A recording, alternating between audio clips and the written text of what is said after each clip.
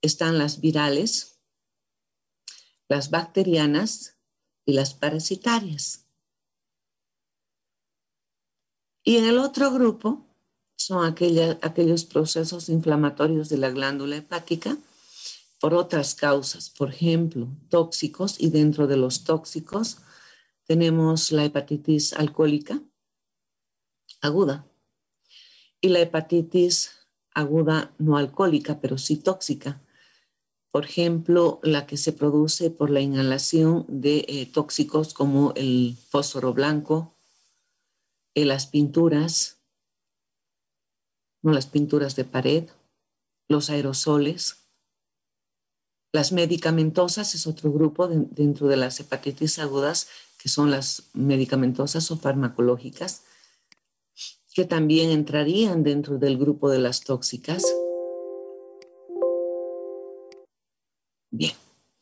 Dentro del grupo de las hepatitis infecciosas bacterianas, tenemos, por ejemplo, con mayor prevalencia, el estafilococo, que puede producir procesos inflamatorios, el bacilo de Koch,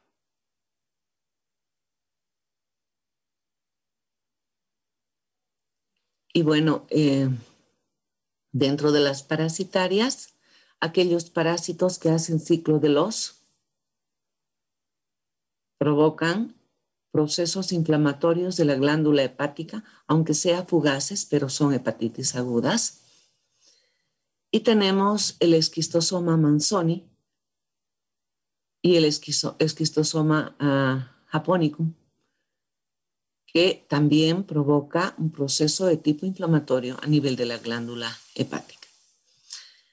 Vamos a empezar, chicos, con las hepatitis virales. Voy a compartir pantalla. Doctora, disculpe, ¿puede aceptar a algunos compañeros que están en sala de espera, por favor? Que están en sala de espera. No hay nadie. Ámbar Jorge no está en espera. Ya le he admitido. Ah, ya. Gracias, doctora. No, ¿por qué?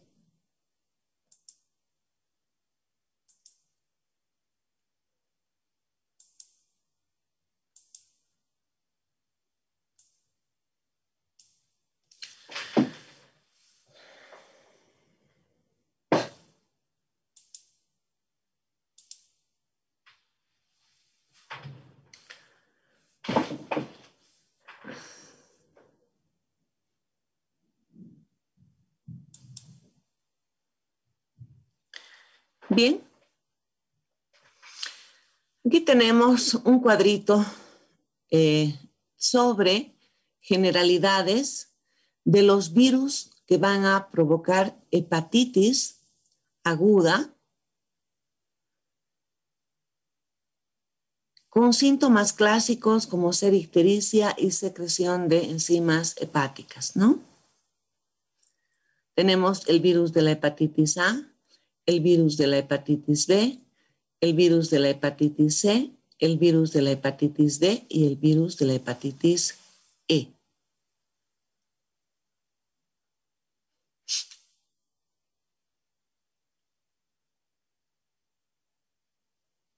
Bien. En cuanto a la hepatitis A, tenemos la estructura del virus, que es el picornavirus, y que en su cápside tiene ARN. El virus de la hepatitis B es el hepatnavirus y en su envoltura tiene el ADN. El de la hepatitis C es el flavivirus, en su envoltura tiene ARN. El virus de la hepatitis D es un tipo viroide que en su envoltura tiene ARN. El virus de la hepatitis E, el norovirus, que en su cápside tiene ARN. En cuanto a su forma de transmisión, el virus de la hepatitis A se transmite mediante el fecalismo, vale decir, que existe una transmisión fecal oral. El virus de la hepatitis B se transmite por secreciones, ya sea en forma parenteral, por ejemplo, a través de transfusiones, a través de accidentes de laboratorio, cualquiera que fuese, y lógicamente a través de las relaciones sexuales. El virus de la hepatitis C también se transmite a través de secreciones, el de la hepatitis D lo propio, y el virus de la hepatitis C, ¿no?, tiene una transmisión fecal oral. En cuanto al inicio, la hepatitis A tiene un inicio brusco, la hepatitis B insidioso, la hepatitis C insidioso, la hepatitis D brusco y la hepatitis E brusco. El periodo de incubación de la hepatitis A es de 15 a 20 días. El de la hepatitis B de 45 a 160. De la hepatitis C de 14 a 180. De la D de 15 a 64 y de la E de 15 a 50.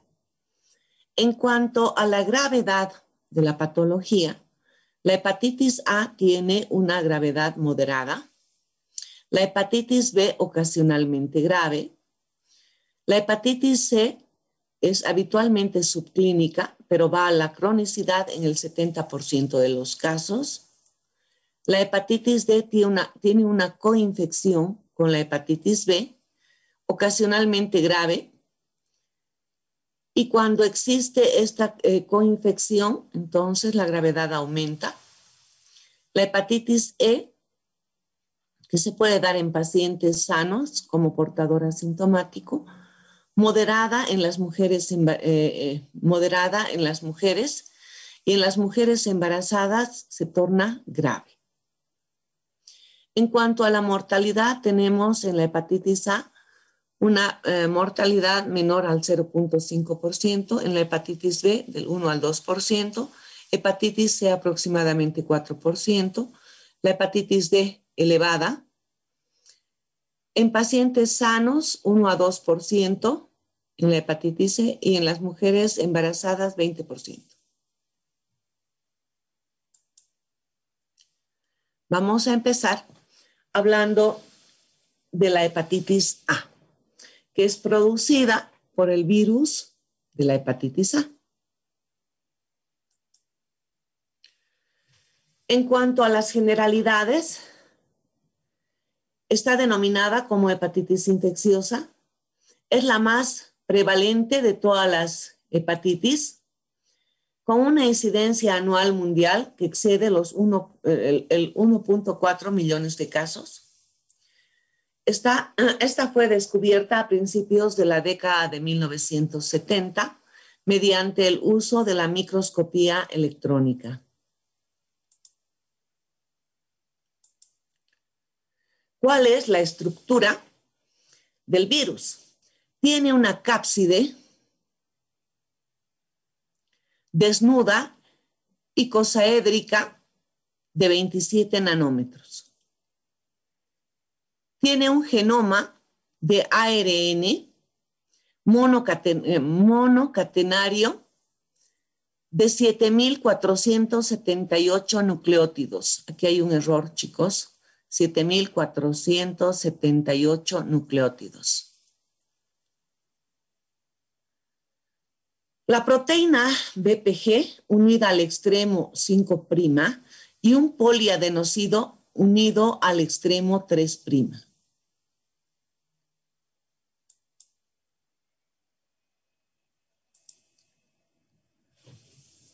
Interacciona de manera específica con un receptor expresado en los hepatocitos. No es citolítico y se libera por exocitosis. En cuanto a la patogenia, el virus ingresa a través de la vía oral por fecalismo. ¿Saben ustedes qué es el fecalismo? Ingresa, atraviesa el tubo digestivo, toma el torrente circulatorio, ¿no? Llega al hígado, donde produce su rol patógeno, es eliminado por la bilis al intestino y se elimina a través de la materia fecal. Y el ciclo, ¿no?, se repite. Este virus se va a replicar en los hepatocitos y especialmente en las células de Kupffer.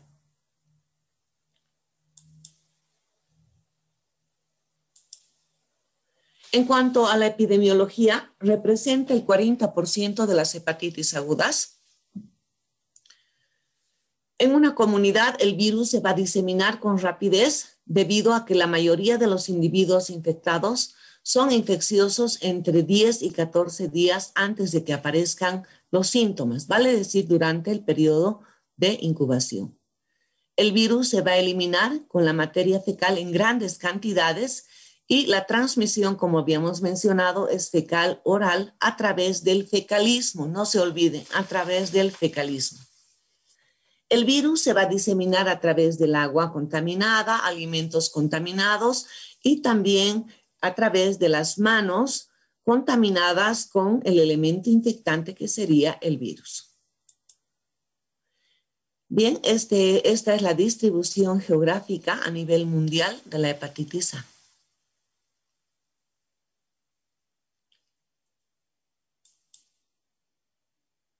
¿Cuáles son las manifestaciones clínicas, chicos? Las lesiones a nivel del hepatocito se van a producir por una reacción inmunológica a la presencia del virus. La enfermedad es más moderada en los niños que en los adultos y suele ser asintomática. Los síntomas iniciales son banales, como de una gripe, fiebre, astenia, adinamia, anorexia, náuseas, dolor abdominal. La ictericia, que ustedes saben que es el color amarillento de la piel y las mucosas, se va a observar en el 70 al 80% de los adultos, pero tan solo tienen fase ictérica el 10% de los niños. En el 99% de los casos se consigue una curación completa. Generalmente se menciona que la hepatitis A no va a la cronicidad, chicos. No va a la cronicidad.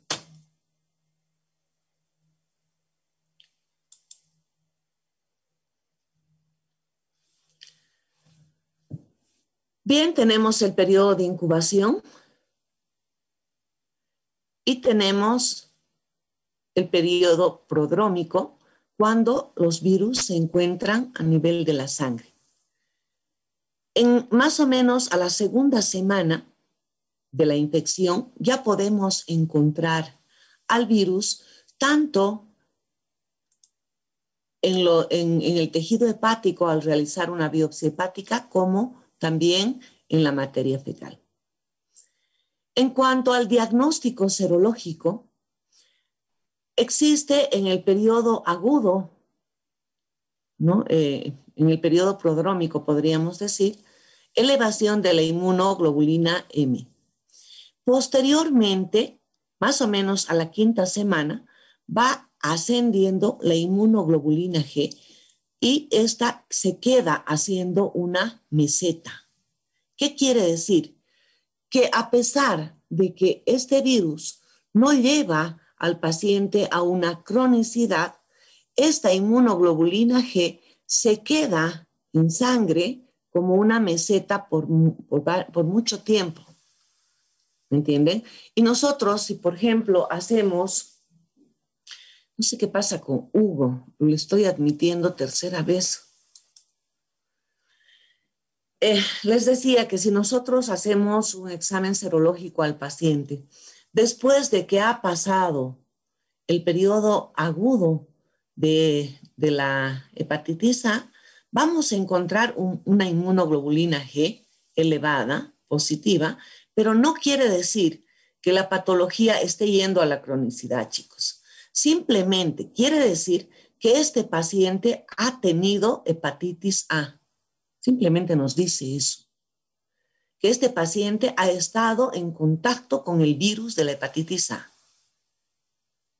¿Me entienden? Queda como un recuerdo inmunológico.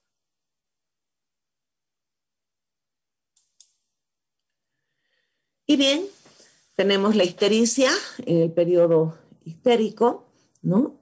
Tanto de la piel como de las mucosas. Ustedes saben que las escleras se tiñen con facilidad porque este tejido tiene elastina y la elastina tiene afinidad precisamente por la bilirrubina. Hay orina tinta. Si nosotros comparamos el color normal de la orina y aquel color de la orina que tiene bilirrubinuria, ¿no? Entonces vamos a tener esta diferencia.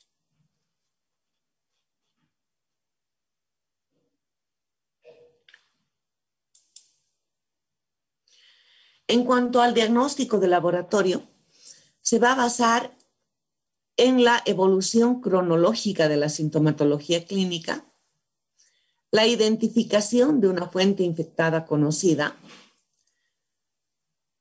Vamos a tener resultados obtenidos con análisis serológico específico. El diagnóstico de una infección aguda por el virus de la hepatitis A va a consistir, como les había mencionado, en la serología por la detección, ¿no?, de una inmunoglobulina M alta, antivirus de la hepatitis A, anti-VHA, mediante el ELISA.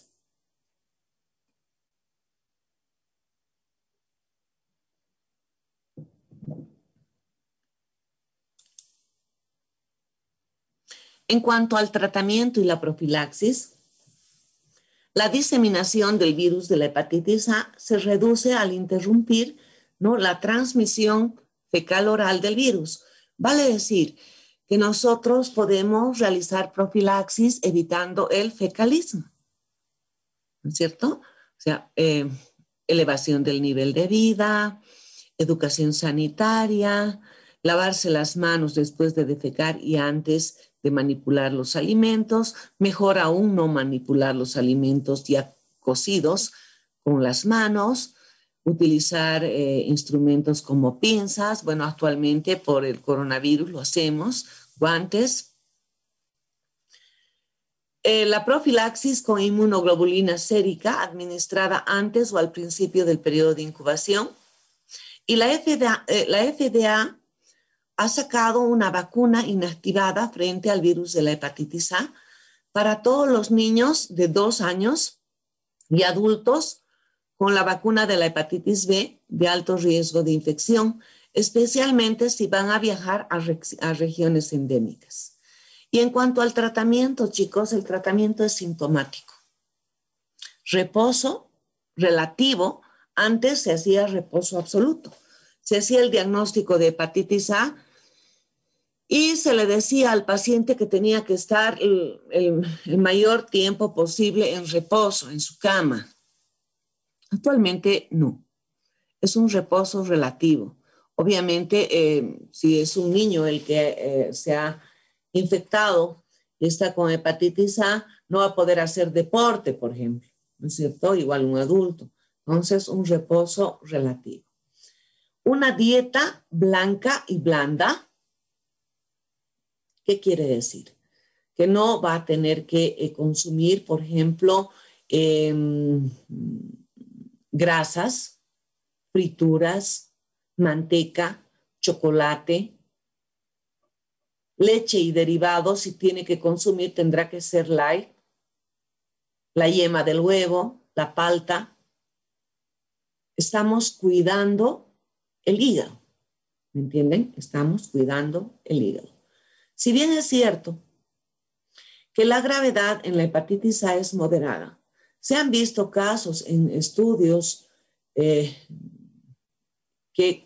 aunque la prevalencia es muy baja, no puede llegar también a una falla hepática aguda y a una a un proceso, ¿no?, de falla hepática fulminante, pero los casos son muy contados. También existe la posibilidad de administrar a nuestro paciente hepatoprotectores, aunque no está demostrado, chicos, 100% científicamente su efectividad.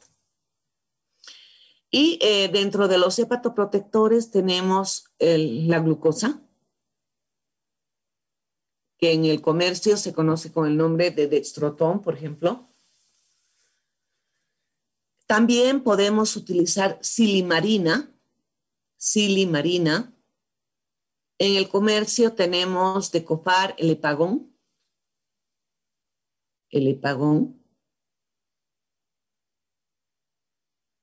También existe un medicamento hindú que es el Cardo Mariane, que también es silimarina. Y el L-aspartato, L-ornitina, el Epamers en el comercio.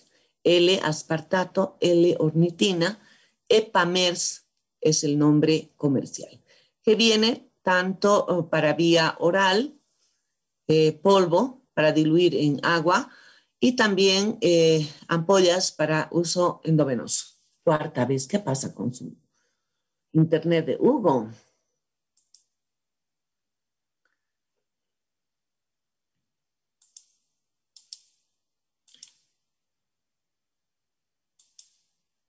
Bien, vamos a quedar aquí, chicos. ¿Alguna pregunta sobre hepatitis A?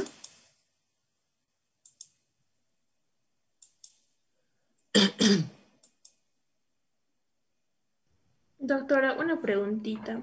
En cuanto a la vacuna, decía que se aconsejaba cuando van a viajar a zonas endémicas. ¿Cuáles serían esas regiones endémicas? Bueno, les he mostrado nuestro mapita, ¿no?, de distribución geográfica de la virosis. Por ejemplo, Sudamérica es una región endémica. O sea, si alguna persona, digamos, de Estados Unidos quiere entrar a nuestro país, pues tiene que tener la vacuna de la hepatitis A y de la hepatitis B. ¿Entienden? Nosotros somos zona endémica.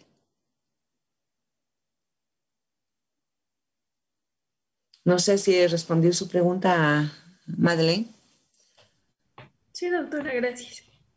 ¿Alguna otra pregunta, chicos? Doctora, buenas. Yo tenía una pregunta en cuanto al tratamiento. No, ¿me podría volver a dictar el primero, por favor? No lo anoté. El primero. El medicamento.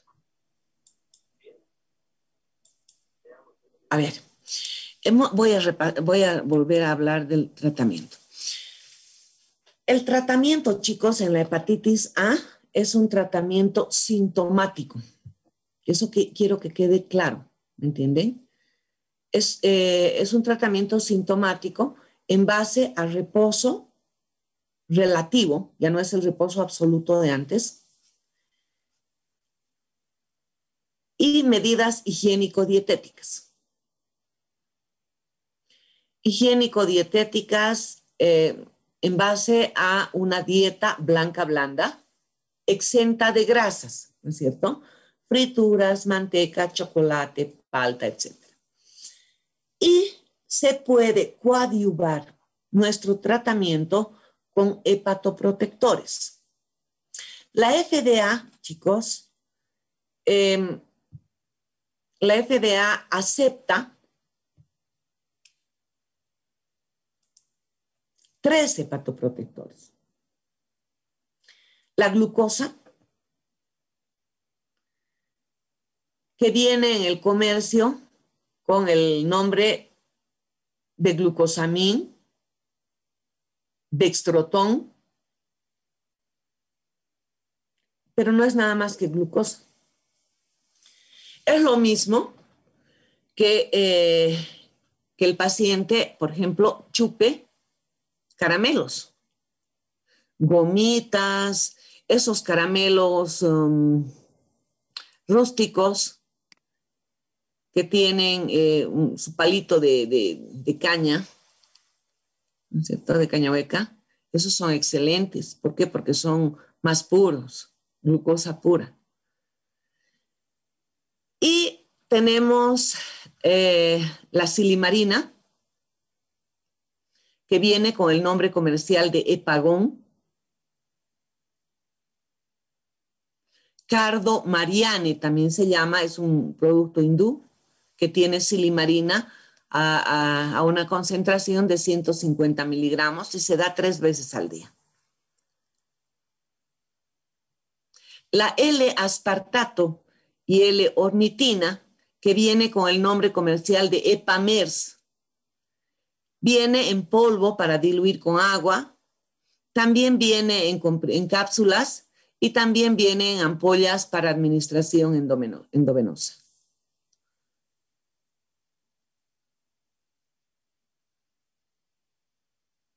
¿Respondí, Dani?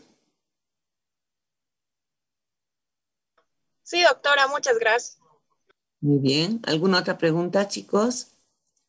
Doctora, una consulta sobre la vacuna que nos mencionaba. En el caso de que una persona ya haya enfermado de hepatitis A, por ejemplo, ¿se puede colocar la vacuna de hepatitis B o no? Si alguien ha enfermado hepatitis A, sí se puede colocar la vacuna para la hepatitis B, sí. Como profilaxis. No, son diferentes patologías, Marcela. Ya vamos a ver la próxima clase. La hepatitis A es una patología, la que estamos viendo.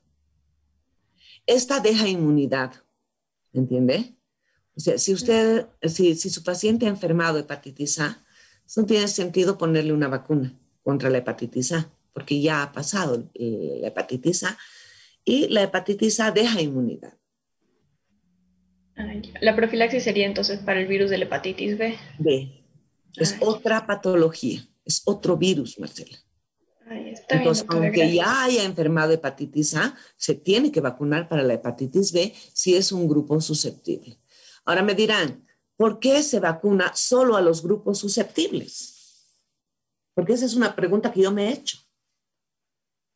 Deberían vacunar, porque es una enfermedad, como vamos a ver próximamente, la próxima clase, gravísima en cuanto a el pronóstico del paciente, en muchos casos, que puede llegar hasta el cáncer de hígado, ¿me entienden? Pero ¿y por qué razón no se vacuna a todos? Porque es cara la vacuna, chicos. Es cara. Y entonces los estados no tienen el dinero suficiente para vacunar a toda su población. Entonces escogen grupos de alto riesgo. Por ejemplo, profesionales del área de la salud, odontólogos, fisioterapeutas, laboratoristas clínicos. Y, por ejemplo, homosexuales. Ya vamos a ver por qué. ¿No? Trabajadores sexuales. ¿Me entienden? O sea, escogen grupos que son más susceptibles de padecer la enfermedad para administrar la vacuna. ¿Alguna otra pregunta, chicos?